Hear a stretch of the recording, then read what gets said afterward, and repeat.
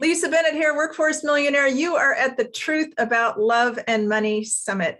And today I have the opportunity to interview Lucas Lehman.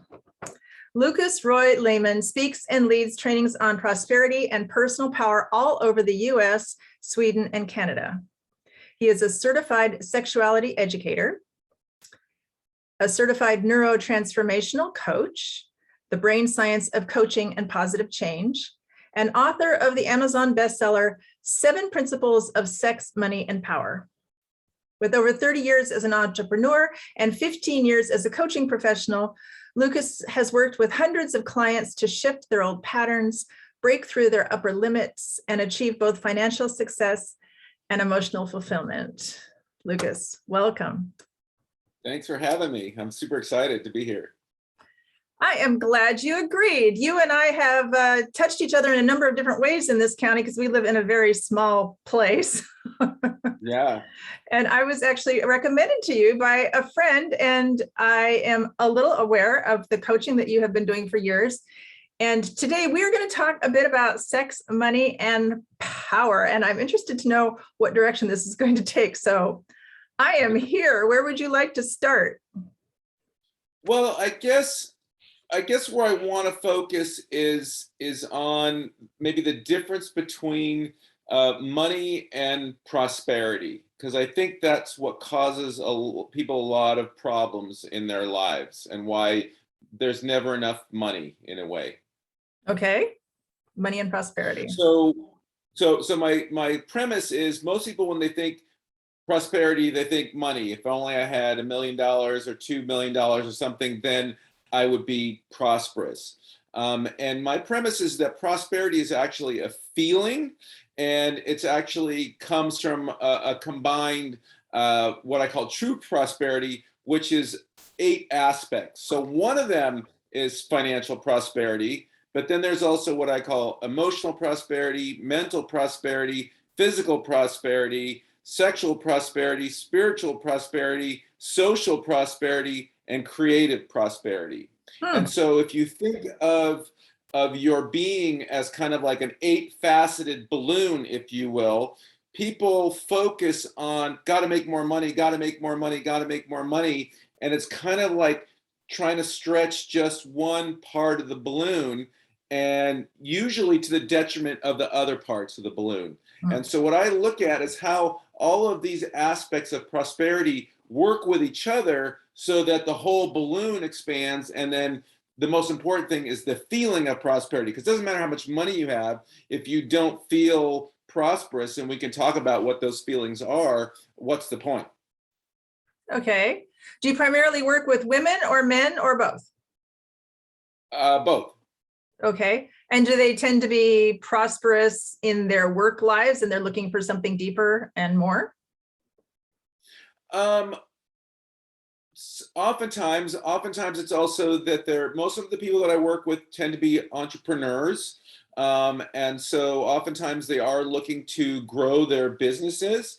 But one of the things that can get in the way of growing their businesses is the old story of the way to make more money is I have to do more work. So for example, if you're a realtor, you might know, well, it's a numbers game. And if I make 100 cold calls, I'm going to have this amount of success. So therefore, if I want to have more prosperity, I got to make 200 cold calls. But I'm going to have resistance to doing that because what am I sacrificing to make those calls? And that's where this kind of life balance and actually looking at what I talk about, who's showing up for making those calls. If you're just a person who's kind of like miserable, going like, I got to make 100 calls, I got to make 200 calls, you're going to be less successful than someone who's in their joy, in their spirit, just went for a surf or something like that, and now is like stoked that they have the freedom to live their life. And so to look at it, and the thing is that these other aspects of that prosperity feed each other and then affect what becomes possible and the field of potentiality, if you will. Yes. Okay. So you help people with all 8 of their sides of this stop sign for their prosperity picture. What about social prosperity? I got to tell you, when I moved to this county, and I think you met me not too long after I moved here, I had 2 friends in the entire county, and I had a huge network where I came from in Silicon Valley. So I knew that one of the legs I needed to work on, because I am an extrovert by nature, I needed to improve that social leg of my 8-sided picture. And I started reaching out in this community. And I actually felt prosperous when I realized I can walk into any room of 20 or more people in this county and I will know somebody. And I felt very Beautiful. accomplished. Yeah, that's exactly what I'm talking about. Yeah, and I had to reach out. I reached out to nonprofits. I got on some boards of directors. I mean, I don't know. I'm in a church. There's the dance community and the music community. There's the tantra community. I mean, there's all sorts of communities here. And I started reaching out. And I got to meet people because I live in a forest. So, how do you recommend Right. people expand these 8 legs of their? Well, I suppose first you take a client and you evaluate where they are in each of those 8 aspects, right? Right. So again, I sort of look at, if you think of, again, prosperity is a feeling, we're energy beings. It's all about quantity and quality of energy. Like, again, if you sort of think of who's showing up to make those calls, are you a 40-watt light bulb or are you a 60-watt light bulb? Are you a harsh blue light or are you a warm glowing light? So these are all the quantities and qualities of energy. And so again, people are thinking, I want more of something. Well, where is that energy? Where's the more energy going to come from? I'll often give people it's really funny, a discovery questionnaire, and ask them how much time they would have to devote to reading or exercises related to their objectives. And the numbers that they put down are just absurd. Like, oh, 5 hours per week for exercises and 3 to 5 hours per week for reading. And I'm like, really? And what are you going to give up? Like, do you just have extra time? You have 8 hours a week that you're just laying around doing nothing. So it's the first step is really to identify where are you losing energy, because then you can now capture that and put it towards something. We can't just keep squeezing ourselves for more and more and more and more. So sometimes, like I was working with a client yesterday, and so one place was he recognized that he would stay up too late watching TV because, like, his inner teenager wanted something for him. Huh. Right? He's working all day. He's got his kids. Finally, the kids are asleep. This is my time. I'm going to watch crap TV and stay up too late. Consequence, now he's got to get up at 6 in the morning. He's now drinking extra coffee. He's hammering it through. But the question is, who's showing up for that day? It's someone who's tired, who's frustrated, who's already got one foot in the bucket, kind of resenting their life and now resenting it even more. And so, but again, there was a payoff that he was getting, some inner part of him. That's my time, Right. that he was paying a price. And so my homework assignment for him was, well, okay, how about if you went for a walk in the woods for a half an hour before you went home? And then on those nights, turn off the TV at 10 o'clock at night. So it's not like you're depriving yourself. You're actually giving yourself the pleasure so that you don't have to pay with this actual negative energy. Obviously, food choices, having the 3rd glass of wine instead of 2, not getting exercise. How do you have the energy to do the exercise? So to really look at those places. Oh, I'm losing emotional energy because I'm feeling disconnected from my wife. Well, how much would 30 minutes of quality time with your wife, how much energy would that bring you towards the rest of your life? And then at some point, obviously, now you could bring more energy into business-related activities. But again, we're so focused on doing, and humans are a composite of doing and being. And so the question I ask is, who's showing up for your life? And how do we improve the person who's showing up for your life?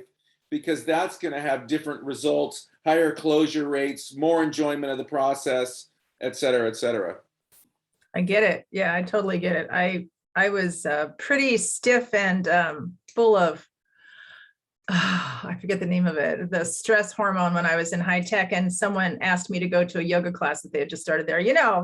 Companies are really smart when they give you a free gym and yoga classes and all this stuff to help you get to a different frame of mind, because sometimes I think yoga saved me. I finally started relaxing in the middle of the workday I think it was 3 times a week. Boy, that company has never paid better money to anybody than that yoga instructor. She had like 30 of us in there. We adored her. That was Right. so helpful.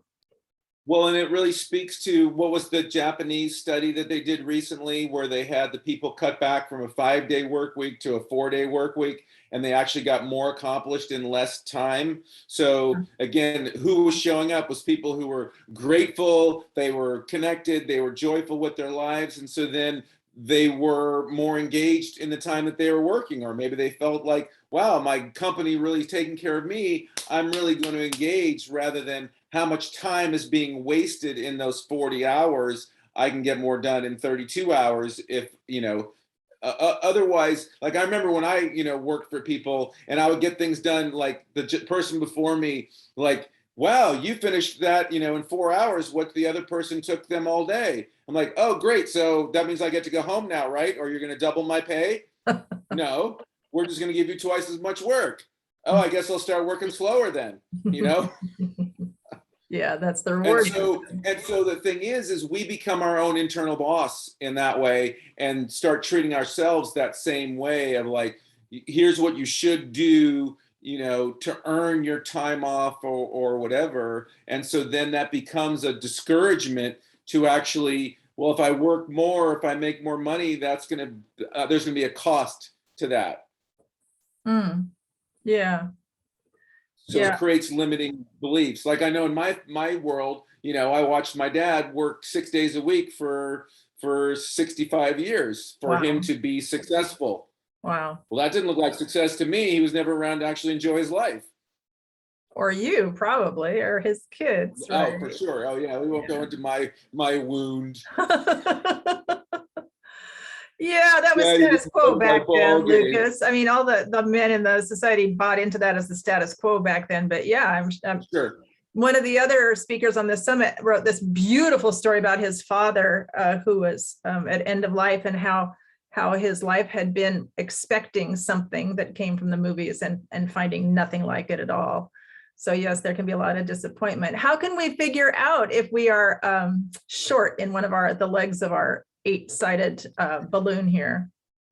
I think people kind of intuitively know, right? That, it's all subjective, right? So if I say, so on a scale of 1 to 10, would you rate your own creative prosperity in this moment? You asking me? Yeah. Right now I'm a 10. I even painted yesterday and finished an original piece of fiber art. And I'm creating this event for hundreds and thousands of people. And I feel very creative when I do this. Yeah, I'm really high on that one right now. Bravo. Now I know that you have a foot injury, so your physical prosperity might be lower. Yep, that's true. Well, right. So, and I know that you're an athlete, but somebody else might be, I'm 25 pounds overweight. And so that one, for example, let's say someone's 25 pounds overweight. So they might then rate their physical prosperity, let's say at a 5 out of 10. But the impact on their emotional and mental prosperity, because of the judgments about themselves, because they're overweight and because they're not going to the gym, those are actually the lowest hanging fruit. Yeah. Right. Because those judgments certainly don't motivate me to go to the gym, because I feel bad about myself, and I only get to feel good if I go to the gym. So we have to work at, well, can you see how much energy is going towards the self-judgment, and then the management of the self-judgment and the blocking of the self-judgment? So it's almost like your own filter that's going over the wattage of your bulb. You can still be the same person who weighs 25 pounds overweight, and be higher on the mental and emotional prosperity. So that would be, again, it's all subjective. And then it's just a question of like, well, so what would it take to make that 6 or 7? Oh, well, if I got some exercise at all. Well, could you take a walk with your wife after work? Yeah, I could do that. I would actually love to do that. So it's oftentimes it's a question of that the person they spend so much of their time in a kind of scarcity, anxiety, in this loop around money, that it's kind of taking the step back and not even not even thinking about who's the person who's showing up for my life, and what would I do that doesn't cost money to be a higher vibrational person. Yeah, I hear that. But it sounds to me like there's another underlying theme there, which is your habits and your attitude, because your attitude, everything is about your attitude. So my attitude is I'm healing really well from my injury, my surgery, which was from injury Right. from sports. And I know I could do better at exercising it, but every night I tell it I love it. I hold my foot and I tell it that I love it and it's going to heal really well. And the intention is to dance more. So, I mean, all of the energy around that is really good. And it took going through pain and going through surgery, and it's going to take weeks of rehab, and it is what it is. But I think my attitude toward the fact that I'm not a 10 on that scale right now is actually really good. Well, absolutely, right. So a different person. So again, your physical problem is related to this injury, but your mental and emotional state in relationship to it. Someone else might feel super in a place of frustration, despair, fear. Is it going to get better? All these things, which then compound into now I can't exercise, so I'm eating more. There's all these things that Yeah, feed into okay. each other that if someone's not aware, they bring their energy down. So that's talking about what the lowest hanging fruit is, oftentimes where we're wasting energy or where we're in denial of our shame regarding our sexuality. Like that's a whole reservoir right there of energy that people like, I don't want to look at that because it's too scary. Well, how much energy does it cost to keep the lid on that box and not look at it? Mm. Have you noticed in the past few years people wasting their energy on anything different? Have where people are spending their time changed? Well, certainly social media is like anyone that I'll talk like I have one younger client, he's in his 20s, and we were having this conversation. He's like always telling me like how busy he is. And I'm like, so how much time do you spend on, social media? And he's like, oh, I don't know, 30 hours a week.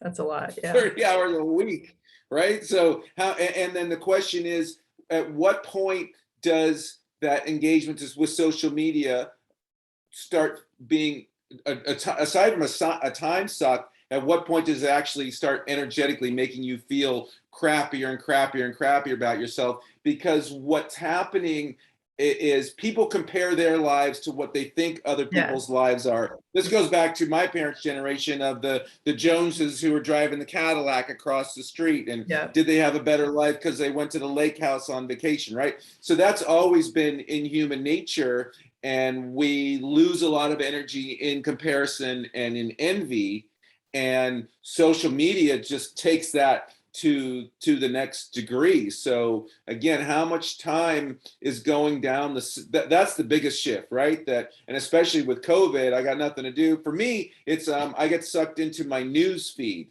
Like it's so easy to just scroll through. And a lot of it's Apple doomsday News. stuff. So it was really depressing Always. for a long time. Always.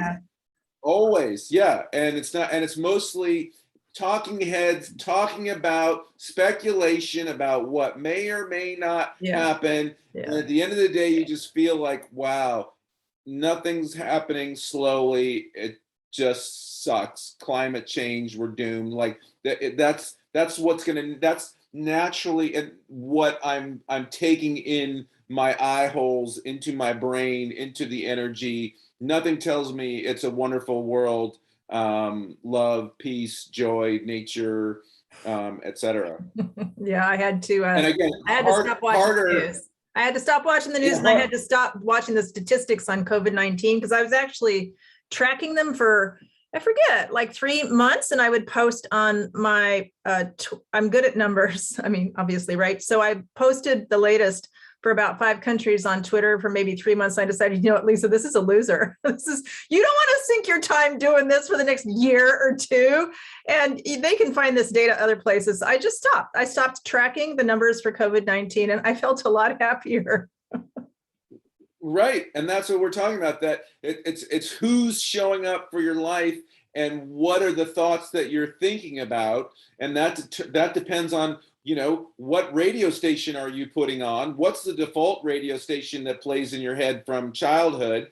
And looking at how do we consciously recognize, oh, that's that voice. I just went down that rabbit hole again, but I can catch myself sooner. And then what do I want to do instead?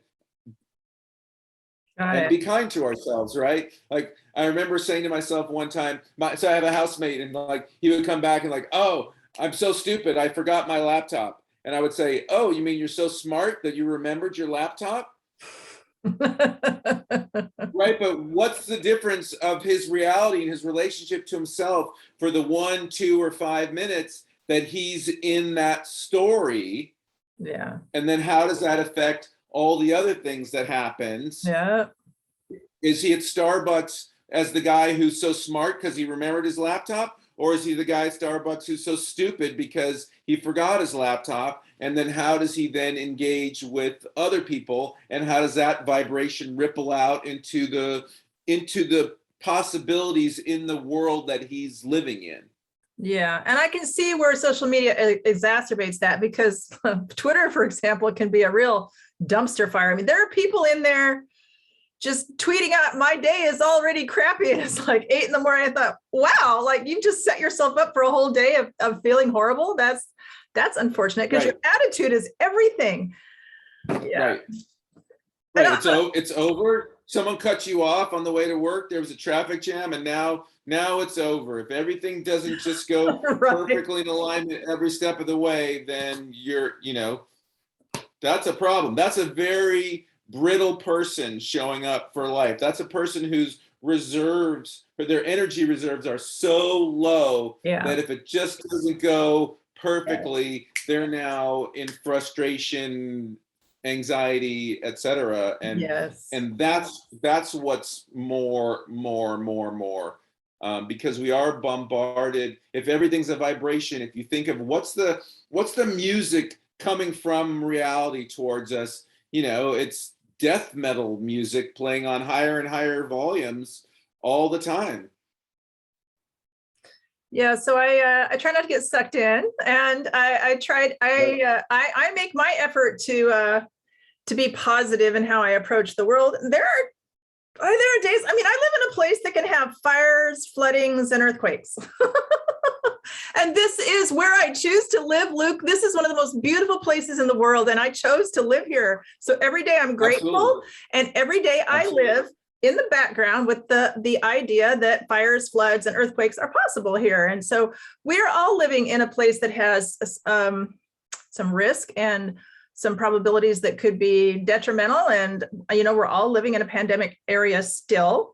So there is a lot going on, but there's a lot to be grateful for. I was sitting here during last year thinking, well, what can I do, after I had stopped following the COVID statistics, and so, well, I have a lot of land. I called my friend who runs the wildlife rescue, said, can I help? And she said, yeah, we could use a little aviary. So a friend came over. Within 3 days, we built a little aviary here. It's right outside this window. And I've had 3 families of baby birds in it. And then when they get big enough, I release them out into the wild. It's been really fun. It's been educational. And I'm not thinking about the COVID statistics. Well, right. Most of that stuff is not relevant to being present, right? So back to this thing that what is presence? It's a kind of a buzzword, but where's our thoughts? Are we focusing on anxiety about the future? Are we focusing on something that's happening to someone else somewhere else, or that might happen to me tomorrow? Like, not that that's a bad thing to do ever, but what percentage of your time is spent being right here, going, what's going on right now? It's like, it's pretty good for most of, like, I think of the news reports the deaths and the murders and all that. But if you think about it, there are more people on the planet today than there were yesterday. So another winning day for humanity, if you want to measure that, right? We're all going to die one day. So the degree that we're focused on the fear of how that's going to happen is, I'm not living in the moment. I'm living in some future that's just stealing what is here to be had. So again, we're talking about, that's mental, that's emotional prosperity. That's the thing that more and more money is not going to make any difference on where you're putting your attention. Right. So is one of the first things you do is sort of evaluate what the person's mental attitude is, and then find ways that they're comfortable with, of bringing them to a higher vibrational level. This is very similar to Elise, who's in this summit, talking about the catabolic energy of fear and anger, and the anabolic energy, 5 additional anabolic energy states that go all the way up to awareness, what's it called, self-awareness or something like that. Yeah, everywhere from forgiveness to the highest levels of awareness. There's a lot in between there. I think so. Yeah. So in neuroscience, we have what we call 7 levels of consciousness that are hopelessness, fear, frustration, courage, engagement, innovation, and synchronicity.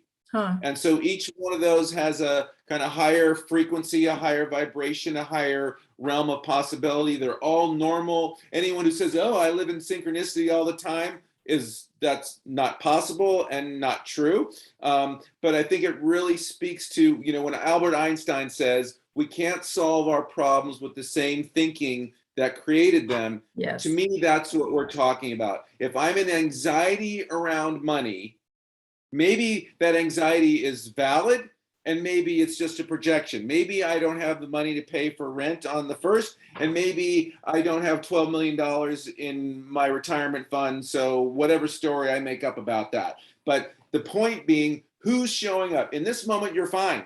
You got enough food, you got enough air, you got enough water. All that's real is this moment. You're not going to die in this moment. There's no problem. Who's showing up here? Someone who's in anxiety.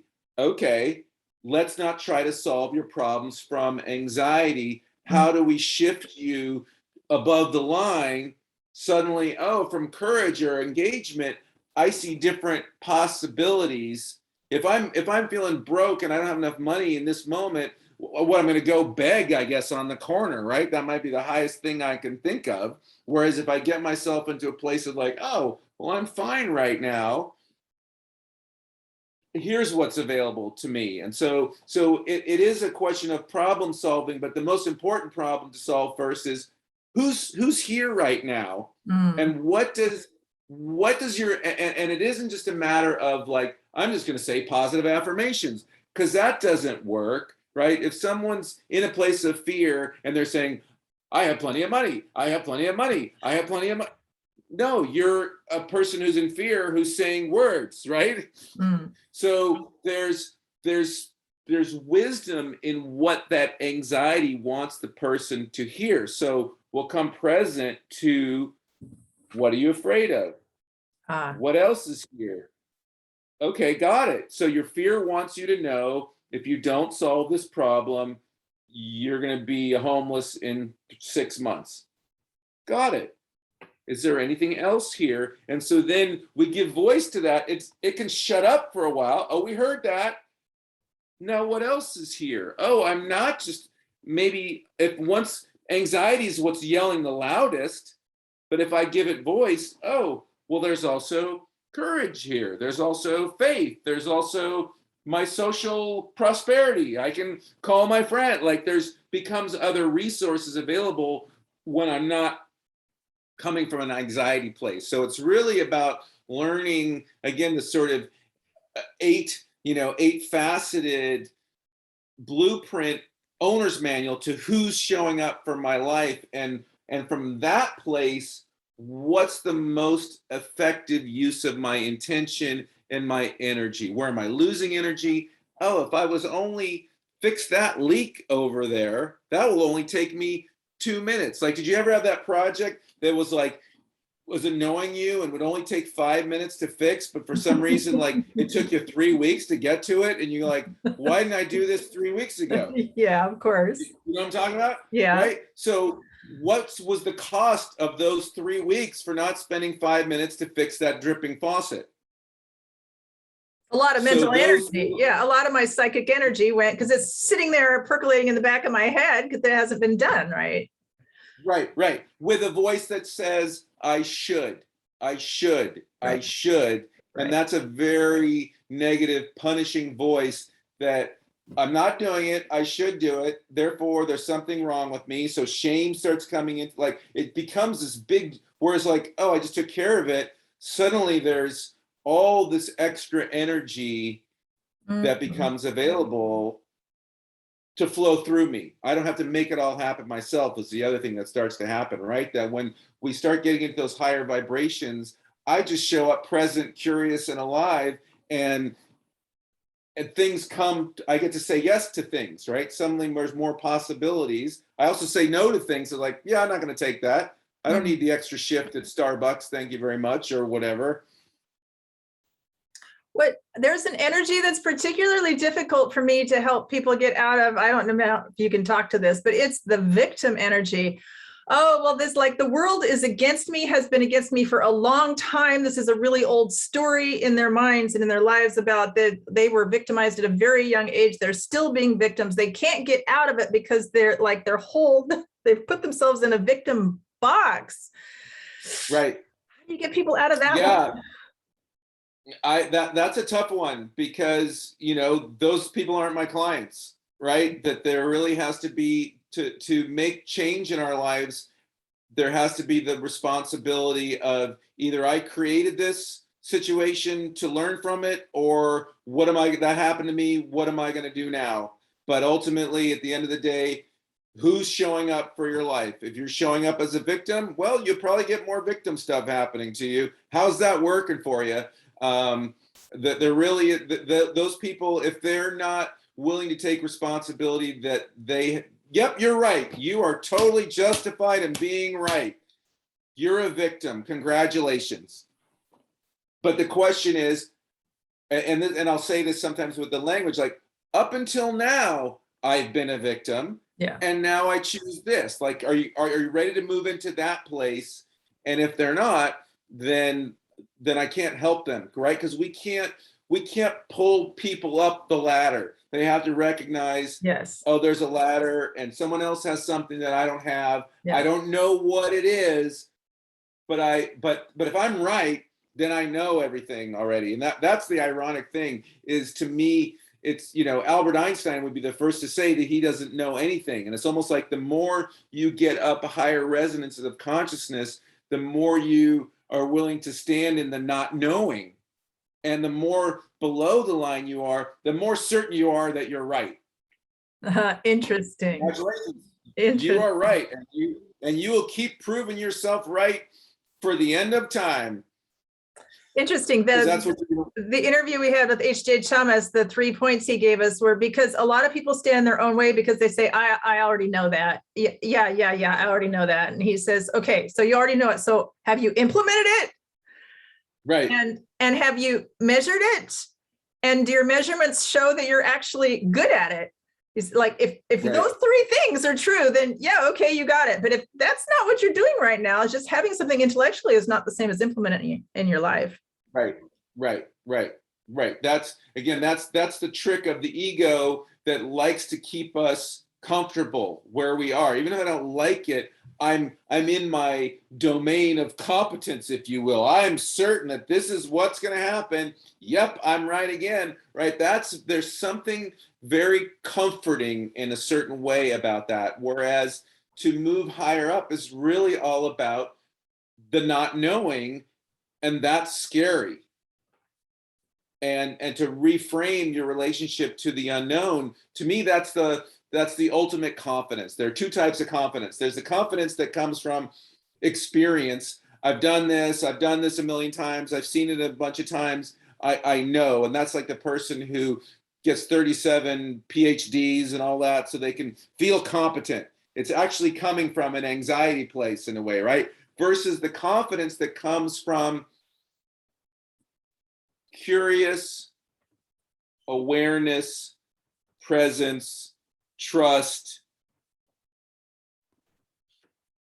I'll know the right thing to do at this time. And if I don't know what to do, I will know that, and that will be the right thing. That to be comfortable in the not knowing, the uncertainty, that's where the action is. That's where presence is. If you know what's going to happen, well, you know what's going to happen. It's how do you be a part of that magical flow and go with it. No, I'm going to jump on this boat. No, I'm not going to jump on this boat.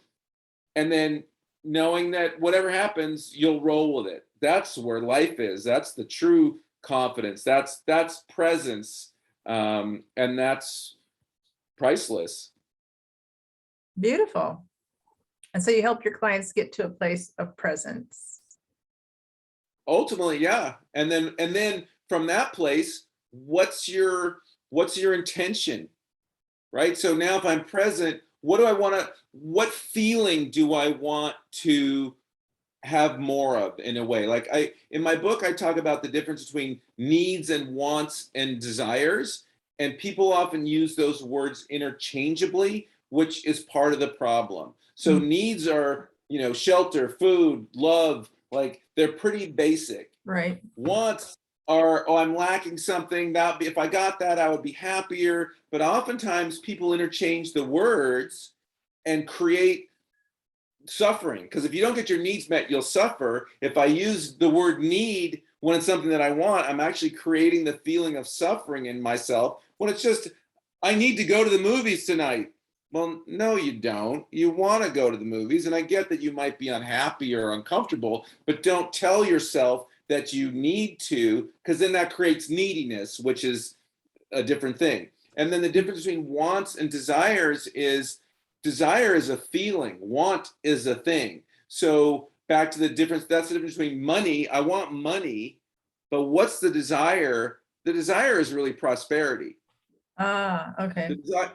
Right? And so again, to look at, oftentimes people will chase after what they want, and then when they get it, it didn't result in the feeling, which was the reason why they thought they wanted it to begin with. Right. I had a client who said, like, well, if I do blah blah blah blah blah, then I won't be able to buy a house. And I said, okay, what's the feeling that the house represents to you? Because you live in a nice house. You don't have to own it to be, well, security. Okay, great. So you're making up the story that owning a house will bring you security. Well, but as I understood, you lost one house to foreclosure and another one to a short sale. So how did that work out? Right? So what the feeling that you're wanting is security. Maybe buying a house is the way to get it, but maybe it isn't. So to separate that, and that's where people get trapped. I want security.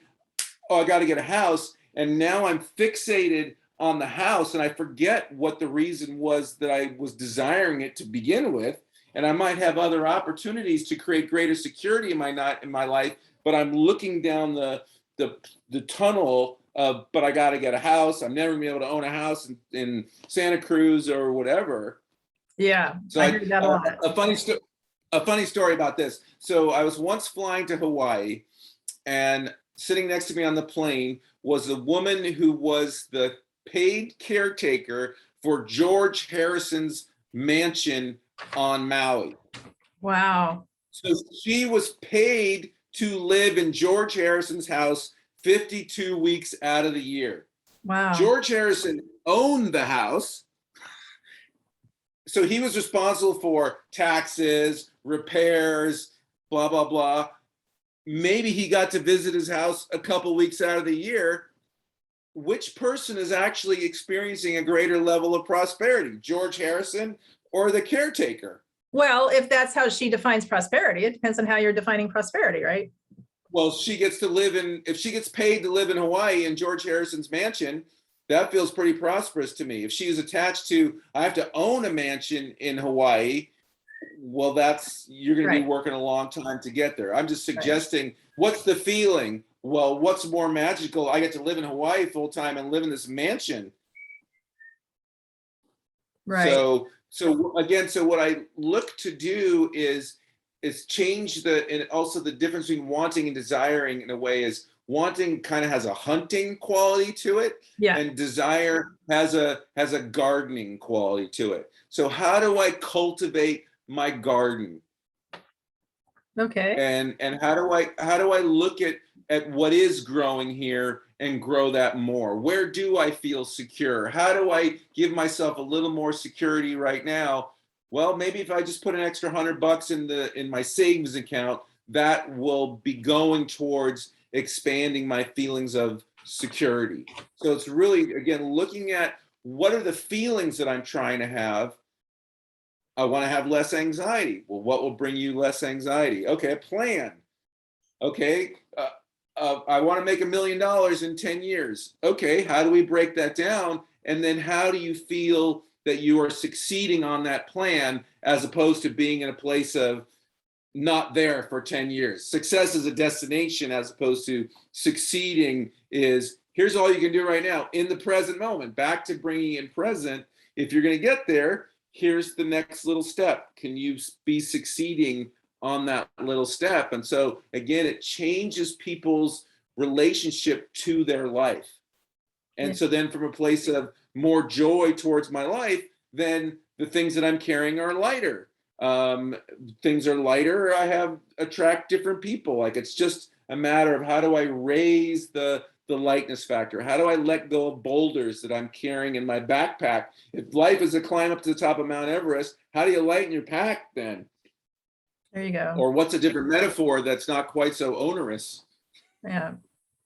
And it's all about the journey. And if you have this really large goal, the $1 million, well, it's helpful to know what you think you're going to feel at $1 million, because I assure people it's not what you think it's going to feel like. And then, Right.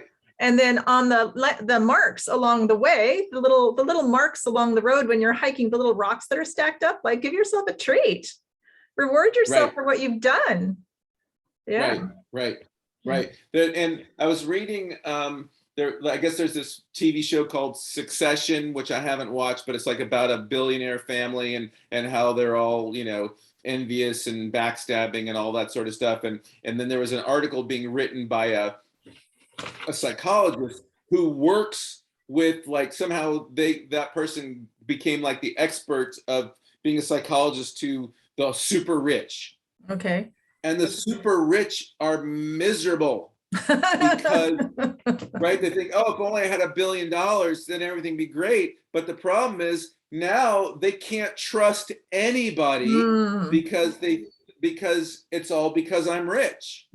Are you actually my friend because you like me, or is it because you want to be close to the big pile of money? So, I mean, that's super sad, right? To think, well, you hit the jackpot of infinite freedom, and you're actually a prisoner of this thing that you thought was that you worked so hard to get. So there you go. We want to look at who's showing up for the life. There you go. Yeah, that's a hard one. Someone posted when shortly after shelter in place happened, what do millionaires do when shelter in place happens? And I posted, you stay at home and wait for finding out what happens next. You act like everybody else and be responsible.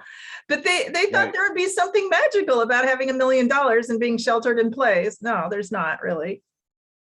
Well, right, because, regardless of how the world has commoditized everything, the best things in life still are free, or the most meaningful things in life are free. So maybe millionaires have slightly easier access to some things, but some things not. Some things get farther apart when there isn't that shared closeness to the earth, or whatever you want to call it, of what's more meaningful than a homeless person sharing half of a kind bar with another homeless person, right? In that moment there's brotherhood, there's connection, there's love, or whatever, as opposed to we've all got our own lawnmower and we don't let anyone else borrow it. Get your own lawnmower. Like that's right.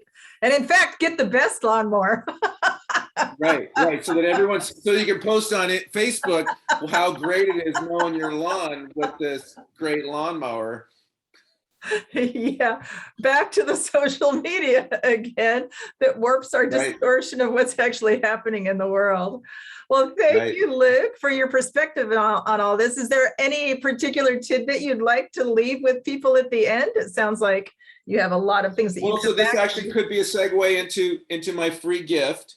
And so my premise is this. So if anyone's a musician out there, there's a term in music called sympathetic resonance. And what that means is if I play an A on a piano and there's a guitar leaning against the piano, the A string on the piano will begin to vibrate. Yes. So similarly, we're energetic beings and we're receiving energy all around us. And so we're sympathetically resonating with the predominant energy coming towards us, which is fear, anger, frustration, sadness, like the crap storm that's coming in from social media, even TV shows. It's below the line. It's dark. Yes. And we have those strings inside us. So I can be the happiest person in the world, but if I'm taking in that vibration, those strings are going to vibrate in me, and that's going to feel like what reality is. And so my free gift on my website, lucasroylehman.com, go to the tab that says free gift, is a practice that I call tuning to the key of me. So if you're a musician, the most important thing to play beautiful music isn't that you practice 37 hours a day. It's that you tune your instrument first, because you could practice forever on an untuned instrument and you will play bad music. If you tune your instrument, you could play one note and it could be the most beautiful thing in the world. And so if you're a musical instrument, what music do you want to play, and how do you tune yourself to the unique vibration, spiritual, physical, in a physical body? Who are you? How do you do that? Well, you have to ask the question first. How do I tune to the key of me? And what is that divine light? And so it's a meditation practice and some energy practices. It's super simple, super short, a couple minutes a day, can change your reality, because you're going to now come into tune with the divine light of joy that is inside you, and that will shine outward rather than going out of tune, so that you can be in tune with the negativity that's mostly coming towards you. Got it. Let me show out the slide here that represents how to reach you and also your link. So this is Lucas Lehman, and he can be found on his website, lucasroylehman.com. His email is lucas@lucasroylehman.com. Everywhere you find him as Lucas Roy Lehman, and his gift to you he just described. Is that actually an audio file? It's actually videos. So it's 7 very short videos, are like 2 or 3 minutes long, talking about different aspects of the different practices and my philosophy, etc. So super simple, super easy. I actually have hair, so that's always fun to go check out. It's recorded a few years ago. I don't think I've So go for the laugh of seeing me what I look like when I had hair. Okay. Thank you, Luke. I appreciate you and your time. Thank you so much for your time. I appreciate your joining us and helping people to get to a higher vibrational frequency than when they come to you. So thank you for your coaching that you do in the world. Thanks so much. And we will see you all at the rest of the event. So be sure to come to all the other speakers in the event. And the last week of the event will be the Sex and Pleasure team. So don't forget about them either. And I'll see you all on the other side.